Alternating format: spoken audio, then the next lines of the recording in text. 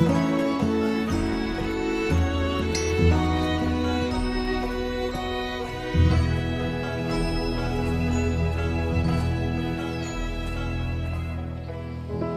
and Larissa asked me to read a couple of quotes from a man named John Piper, who's a well-known Bible teacher, and he talks about marriage and how this mystery refers to Christ and the church. And he says this: marriage is not mainly about prospering economically. It is mainly about displaying the covenant-keeping love between Christ and his church. He says, knowing Christ is more important than making a living.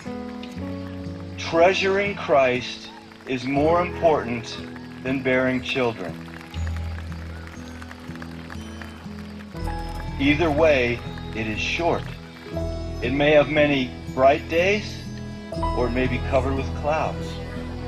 But if we set our face to make of marriage mainly what God designed it to be, no sorrows and no calamities can stand in our way. Every one of them will be not an obstacle to success, but a way to succeed.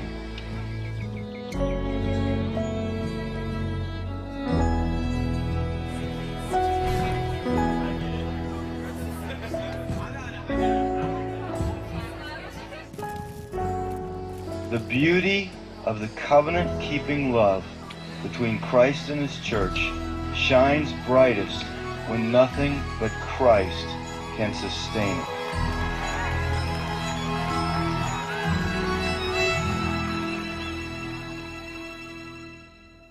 Ian and I first met in 2005 at college and had a blast for 10 months getting to know each other. And I was looking through and I found one of my favorite pictures, which I think was actually taken right before his accident. He set up a camera on his tripod, and it's just a classic Ian face that to me sums up who he is. We'd been dating for 10 months and he was working an extra job for his dad, and he was on his way to work near Pittsburgh. And we got a phone call that he had been in an accident, and we didn't know if it was when he got to work or on his way.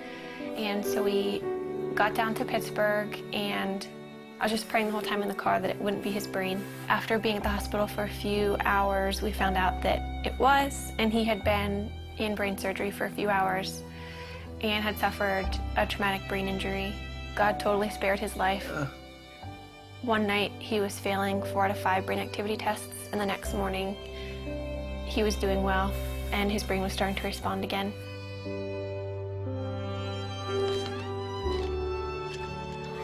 I moved in with his family after the accident, so I was really involved in his therapy and just did whatever I could to make his life fun. We'd go out on dates, and looking back, it's weird because he couldn't talk and he couldn't eat.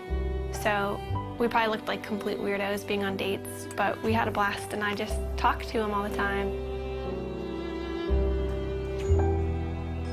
I knew that before Ian's accident, he was very serious about marriage and was ring shopping, so I knew where he was, and that helped me so much. After he couldn't talk, I knew that he loved me, and I knew where he wanted the relationship to go because we were dating very intentionally. We just prayed that marriage would someday happen and watched all of our friends get married and start having families.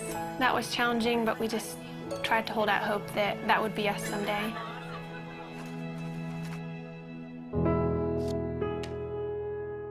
This is our board of gratefulness, and we encourage anybody who comes in to write a note of something that they're thankful for. It could be really small. Mine is just Saturday mornings, and it's just a good way that we've found to be just practicing gratefulness. And Ian, I think half of yours say my wifey, which is pretty cool.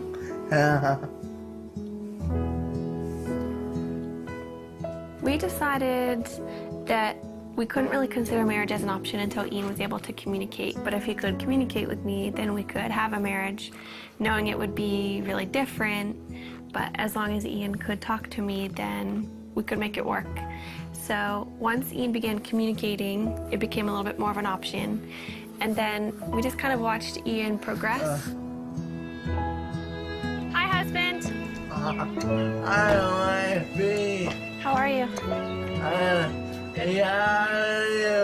What? How was your day? Yes.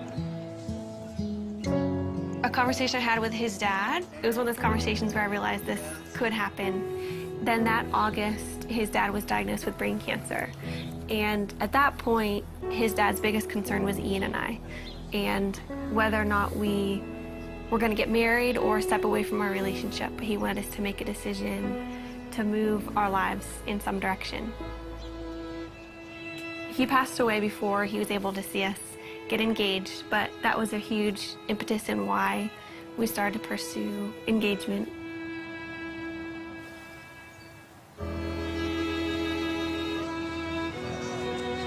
Throughout premarital counseling, we just used this momentary marriage. It was so helpful because John Piper talked a lot about primary things and secondary things, which is really important for us because when we're walking out our marriage practically, Ian can't do the secondary things like working or making a meal for me. Everything that's primary, though, he can do, which is leading me spiritually. Ian always comes back to the foundational truths of who God is and kind of reels me back in from my emotions, and that's the most important thing. We have two friends that we're going through the book with.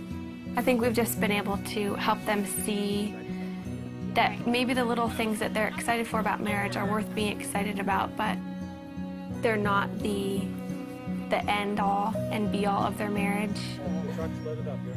But we also have so much to learn, and we're learning from them and things that they share because our relationships are different and we can glean different things from each other.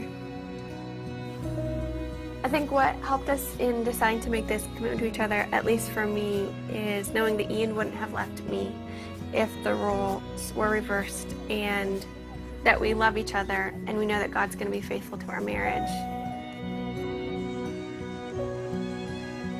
We're able to love each other with, I think, a more Christ-like love because of Ian's disability, and just understand that picture a little bit better than if you were healthy. Yeah. Do you agree? Yes. What about God enables you to have a happy marriage? You know, What? he's awesome. He's awesome. Yeah.